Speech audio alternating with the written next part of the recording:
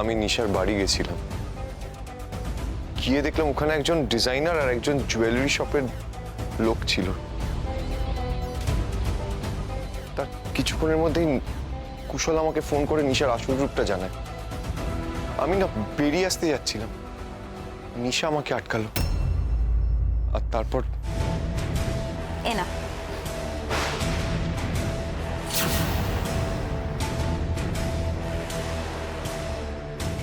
তার ঘন্টা খানেক পর আমার ঘুম ভাঙে, কিন্তু ঘুম ভাঙার পরে দেখি নিশা কোথাও নেই। হ্যাঁ, অথচ দরজা খোলা। আমি কিছু বুঝতে না পেরে আমি সোজা অফিসে চলে আসি। তারপর তো অফিসে এসে দাদুর সঙ্গে দেখা হয়, আমরা দুজনে কথাবার্তা বলি, আর তারপরে তো এমপ্লয়ি, আর ফাইনালি পুলিশ। আপনি 12:30 নাগাদ নিশার বাড়িতে গেছিলেন, রাইট? হ্যাঁ, ওরকম সময়, কারেক্ট। দেন 12:50 নাগাদ এলো ওই ডিজাইনার আর জুয়েলারি শপের লোকটা, প্রায় একই সঙ্গে। আর দেন ওরা 2:30 নাগাদ ওখান থেকে বেরিয়ে গেল। হ্যাঁ, এক্সাক্ট টাইমটা তো ধরে নিন ঘন্টা দুয়েকের মতো ওরা ওখানে ছিল। তো আমাকে একটা কথা বলুন তো, আপনি আপডেটগুলো কোথা থেকে পেলেন? এই যে দেখো, নিচে সিকিউরিটি গার্ডের কাছ থেকে আমি সবকিছু দেখে নিয়েছি, আর ছবিও তুলে এনেছি।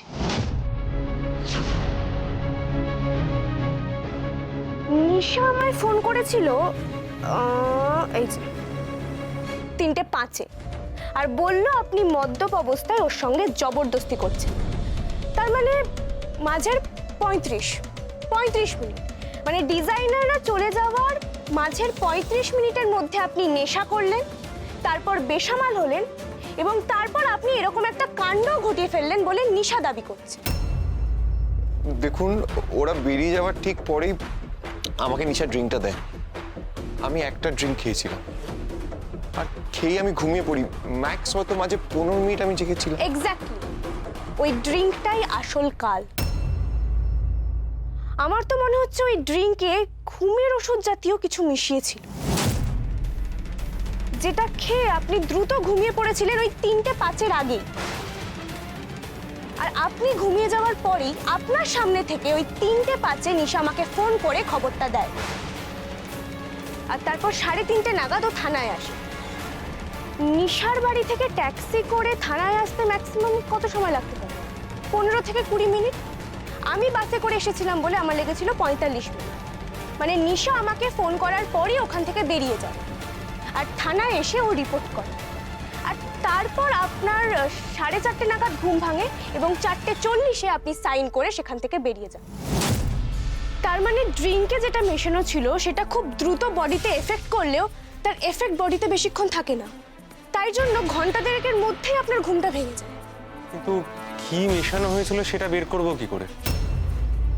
আপনারা একদম ঠিক রাস্তায় আছেন। আমি বাইরে পুলিশদের নিজেদের মধ্যে আলোচনা করতে শুনলাম ওরা এই নিশার বাড়িতে নানা রকম প্রমাণ সংগ্রহের জন্য গেছিল। সেখানে নাকি গ্লাসে ঘুমের ওষুধের ট্রেস পেয়েছে, জেড ক্যাটাগরির ঘুমের ওষুধ।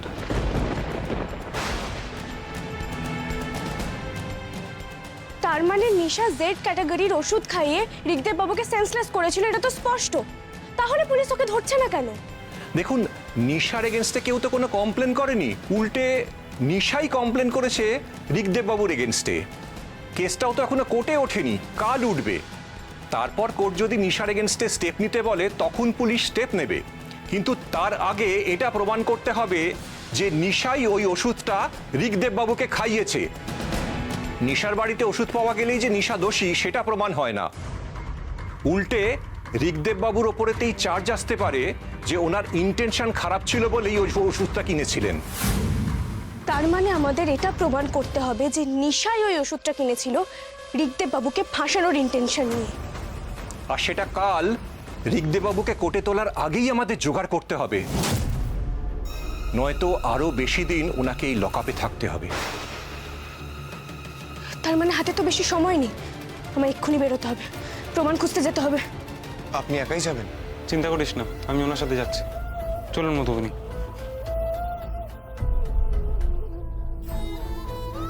যাকে সহ্য করতে পারেন না, যার মুখ দেখতে চান না, তার জন্য এত কিছু।